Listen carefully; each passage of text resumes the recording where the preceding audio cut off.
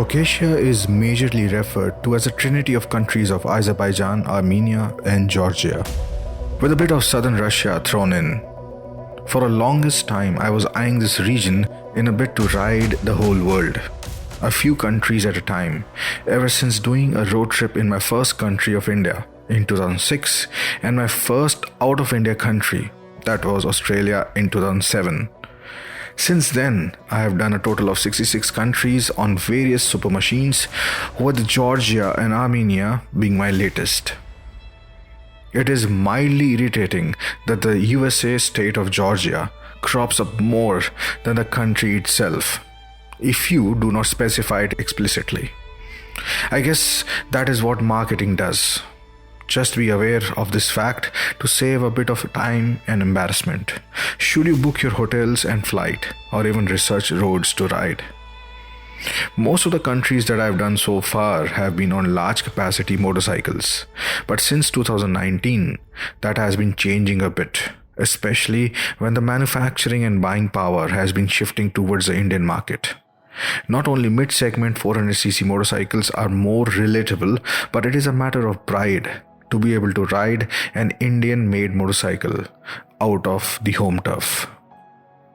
TVS has been a company in the forefront of racing in India, but like they say, race on Sunday, sell on Monday. This philosophy cannot be more true than with TVS, especially with the Apache series that has been a great success with the youth of India ever since it was launched in 2006. The flagship of the Apache series today is the RTR 310. With a plethora of electronics, but much before the RTR, the Apache RR310 took our breath away with its super sport styling, great handling, and punchy enough motor. And most importantly, affordability and serious value for money. Georgia is a relatively new country as far as motorcycling culture is concerned. You won't find too many motorcycles for leisure running around unless it is a weekend and you go to the routes where main hangout cafes are. Big cities in Georgia like Tbilisi and Batumi in general are considered to be unsafe and wild west for motorcyclists because of it being majorly a car nation. But my experience was generally pleasant throughout. Just exercise some common sense and caution. Guys, right now I'm in TVS Georgia here, first time in Caucasia, and this is the TVS Georgia showroom here. Let's start with the preparations for the ride. I got the TVS Apache RR310 from TVS Georgia in Tbilisi. They also helped me provide a workshop to set up my luggage from Rhinox. I took the Rhinox Nomad saddlebags, which are good for bikes with an upswept exhaust like the Apache RR310. The Navigator tank bag is the appropriate size with 12 liters and 15 liters when expanded. It is particularly good for non-magnetic tanks. The tail bag was given by TVS Georgia. In addition, I carried .65 Sweden Bobble Bee backpacks that also certifies as a back protector and is also weatherproof. I keep my laptop inside this always. For a comfortable long distance riding experience, I also installed air seat from Grand Pit Stop. I use a handlebar riser for the Apache RR310 from JEM that helped me considerably by taking off the weight off my wrists. Everything else was kept stock on the bike. The route is one of the most important aspects for me. I do like to know beforehand where I intend to go depending on the time at hand. For this ride, I had kept around 10 days for 2 countries, which is not a lot but very doable, as you shall see, without hurrying too much. I would like to mention that I had kept Tbilisi in Georgia as my start point, that I flew to from New Delhi. From here, I had 2 options for my second country, Azerbaijan or Armenia. I did go to the Red Bridge Georgia-Azerbaijan border, but as I suspected, I was turned away, since it has been closed to foreigners since COVID and it is expected to reopen in 2024. Depending on when you watch this video, the border might open up, but it will just cost you an hour extra to check the Red Bridge border from Tbilisi to enter Azerbaijan. And just like me, you can ride to the Sadaklo Georgia-Armenia border, which is just 45 minutes away from the Red Border Custom Post, and get into Armenia, provided you have the basic required paperwork. That I shall get you in a minute. In all my rides, I start with the budget in hand that dictates the number of days I can invest in the country. Of course, it depends on the size of the country as well. Australia has been my biggest one so far, followed by USA, and my longest single continuous ride has been from Delhi to Singapore and Sri Lanka. In comparison, Georgia and Armenia are tiny. I start by identifying the capitals, then category 2 cities, and the points like highest mountain, best roads, and the best buildings to visit. Also, unique buildings and sites to see in a country may decide how much time you want to spend in the capital cities and the big cities. When plotted on a map, it will show you the basic route to follow. Georgia is a visa on arrival at the airport if you have a valid US visa. Otherwise, you can easily apply for an e-visa. Guys, I have landed in Georgia and has to be the fastest immigrations ever because I didn't even require a visa, because if you have a US visa, they will just let you through the passport counters. That is all. No money required, nothing. I applied for an Azerbaijan e-visa which cost me $26 and also the Armenia e-visa that costed me $7.5. Both came in 2 working days. Since I was going to cross over by land, it is a good practice to get these visas beforehand, even if you are eligible for a visa on arrival. It is mandatory for you to carry cash in Georgia and Armenia. Once you are in the countryside, sometimes even the fuel stations won't accept credit cards, and definitely not the smaller food joints that you may chance on the countryside. My ride started from the capital of Georgia, Tbilisi. It is hot at the end of August in the capital, and temperatures of around 35 degrees are not uncommon, and it can get very uncomfortable in the city, especially if you are wearing riding gears. If you are short on time, you can budget just one entire day in the capital and start early in the morning from Chronicles of Georgia, which comprises of 16 pillars of height averaging 30 meters each. They record the history of Georgia and are still incomplete, but it is an amazing sight. Then you can head to the Tbilisi Sea, which is actually a man-made reservoir to supply the capital with water, but also serves as a recreational area. Lunch can be done at Tatsminda Park, situated at a hilltop, where you can get amazing views of the capital, and it is generally lesser temperatures over there than the city down below. Georgia is actually considered to be the oldest winemaking country in the world, dating back to 8,000 years. And despite that, I did not have even a single glass of wine here. You can also spot unique modern architecture like the Bridge of Peace, which is a bow-shaped pedestrian bridge over the Kura River. Aside from this, a visit to see the baths is mandatory. In fact, Tbilisi literally means the place of warmth, and this is derived from the fact that the city was founded because of the discovery of numerous sulfuric hot springs. The day can end at Mother of Georgia statue for an amazing sunset, if you are lucky.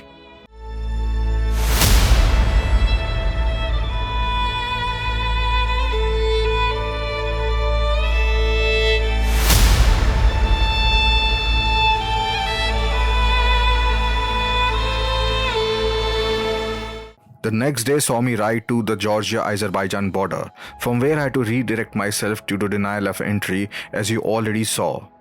From there it was 1 hour of riding from the border to the Georgia-Armenia border. I had to get export documents prepared at the Georgian side, which was made possible with the power of attorney that I had already had from the TVS Georgian team for the bike, which was attached with my passport.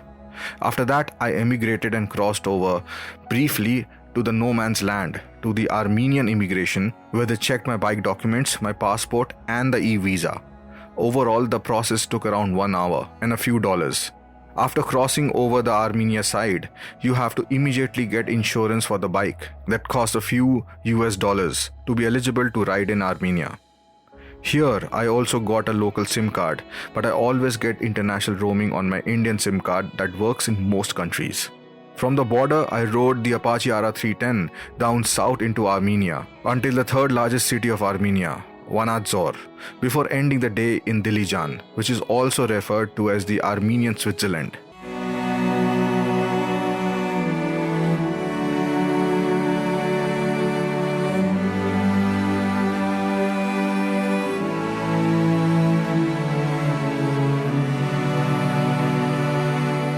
If you land up here on the weekend, then expect a crowd from Yerevan, which is the capital of Armenia, and its associated traffic.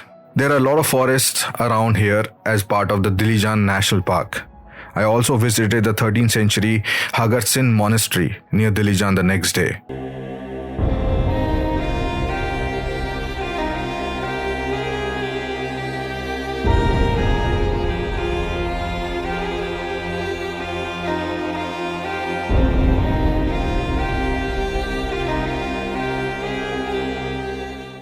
This was the first taste I had of riding the Apache RR310 in the mountains, saddled with stuff to the hilt. And despite that, the riding dynamics were pretty good. I use a lot of engine braking in the mountains and usually start riding hard when I get comfortable. With a 310cc motorcycle that is as good as a handler as this and not an overwhelming amount of power, I think I enjoyed a lot more compared to a liter class motorcycle that I've often ridden in the mountains. After Dilijan, I decided to go to Lake Sevan, which is the largest body of water in the Caucasian region and one of the highest and largest freshwater lakes in Eurasia at 1900 meters above sea level. It makes up for 1/6 of the total area of the country of Armenia. It is extremely beautiful and you can find a lot of resorts along its shoreline and interesting things like abandoned buildings and colorful fishing boats. From the Hagartsin Monastery, I rode a bit more through the mountains to the town of Chambarak and cut south to the village of Shorza on Lake Sevan. Then I followed the road-hugging shoreline towards the northwest via Drakhtek Beach to Sevanank Monastery before climbing onto the M4 motorway, finally into the capital of Armenia, Yerevan.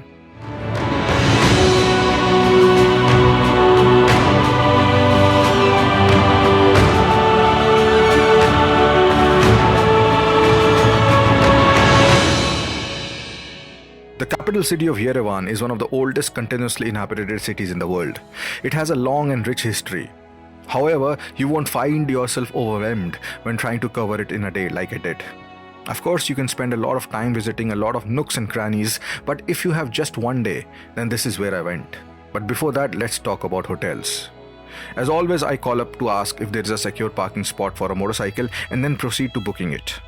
Yerevan was also hot, just like Tbilisi, and it is easy enough to navigate using two-wheelers as I could just lane filter and park freely on pavements.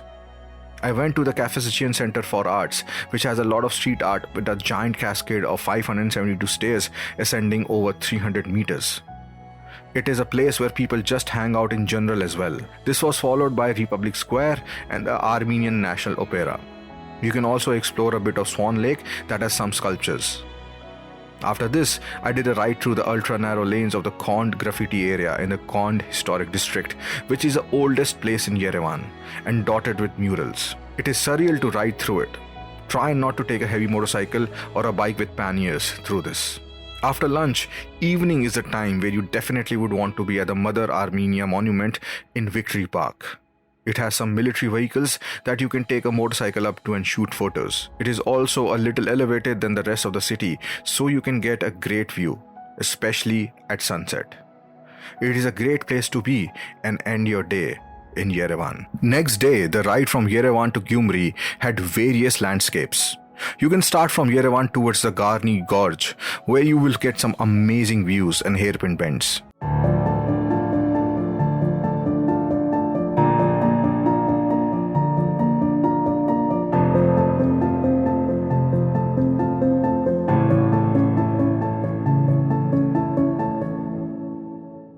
After this, the Azad Reservoir is a very beautiful and peaceful place to go before you head back on the busy roads.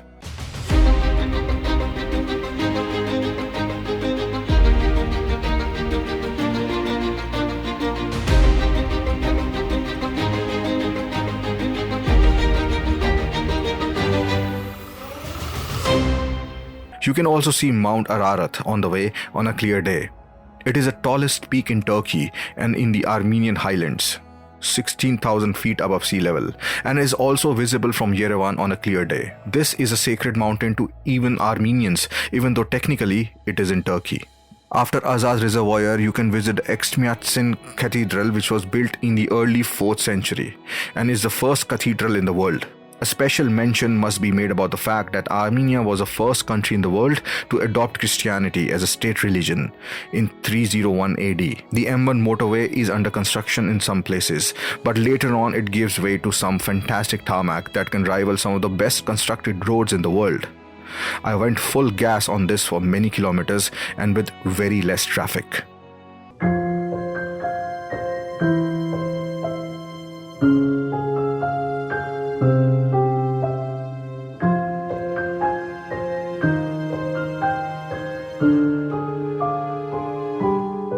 Gyumri is the second largest city in Armenia. One particular thing about architecture in this city is the use of black and red tuff in making the buildings, which gives it a very different and many times an eerie look. You can also see the iron fountain, which gives it a very post-apocalyptic kind of look. From Gyumri, I decided to ride over back to Georgia, but from another border this time. The Bavra border is less than an hour away from Gyumri, and once I crossed over it, it was a smooth ride to Lake Parvani, one of the most beautiful places in Georgia. It is a high altitude lake at 680 feet above sea level.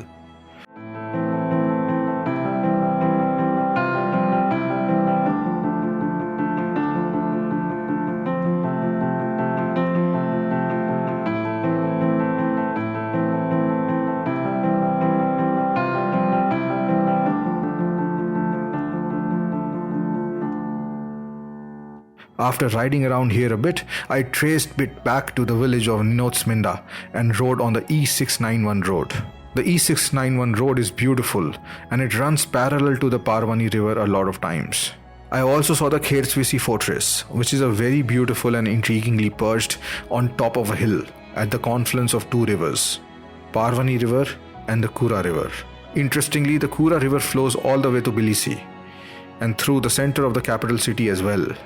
In fact, it is 1500 kilometers long, starting in Turkey and finishing in southern Georgia.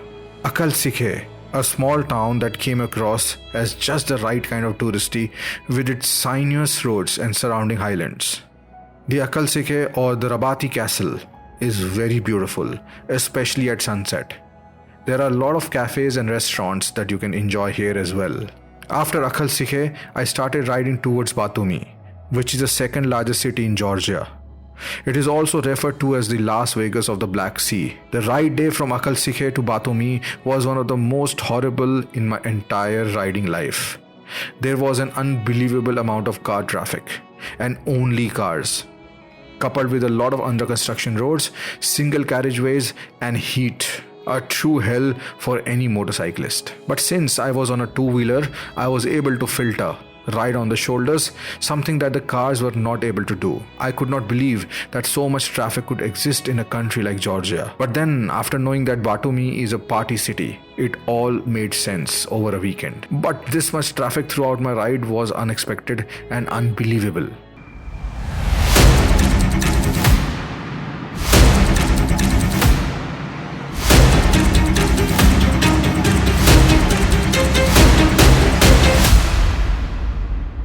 The buildings and general vibe of Batumi matches that of Gold Coast in Australia or Las Vegas in the USA.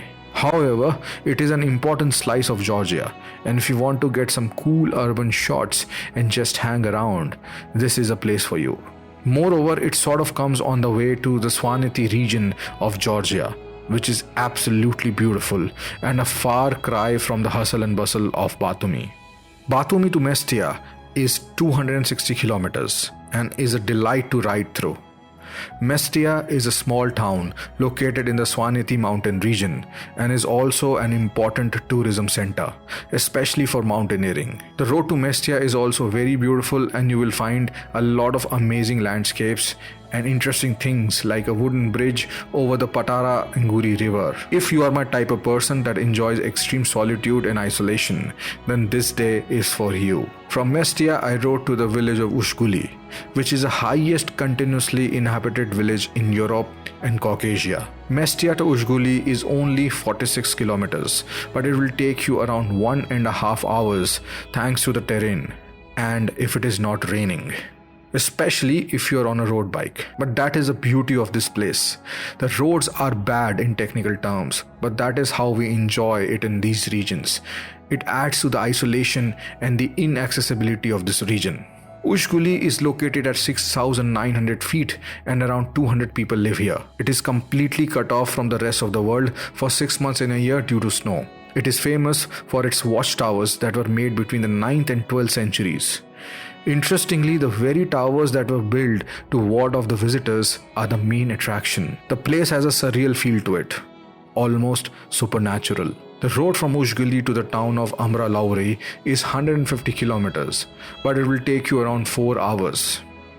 The first 40 odd kilometers from Uzhguli will test you and your bike to the limit, especially if you are on a road bike. But the scenery is amazing and out of the world. After that, it is smooth sailing with some amazing corners and tarmac all the way to Amra Lauri.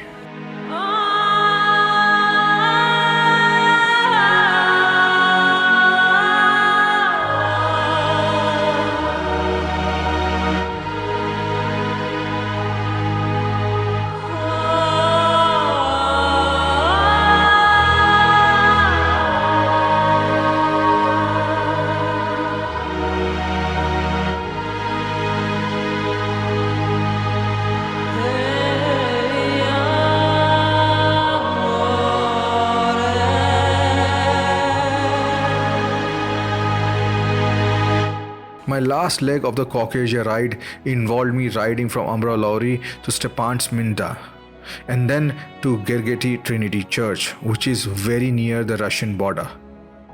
On the same day, I came back to Tbilisi for a total of 510 kilometers, making it the longest ride day of my Caucasian ride. The road from Tbilisi to Stepantsminda is part of the Georgia Military Highway. It is beautiful, but it is clogged with a lot of cars and truck traffic that might put a dent on your ride experience, at least when I went, because the road was partly under construction. This is a one-way road back to Tbilisi unless you want to cross over to Russia, but overall it is worth doing once you are here. Even though I could not do Azerbaijan this time, the countries of Georgia and Armenia were an amazing mix of the traditional and modern. The TVS Apache RR310 performed exceptionally well without any issue whatsoever. It is truly an international product that can stand on its own amidst any market or any kind of rider. Ride hard, ride safe.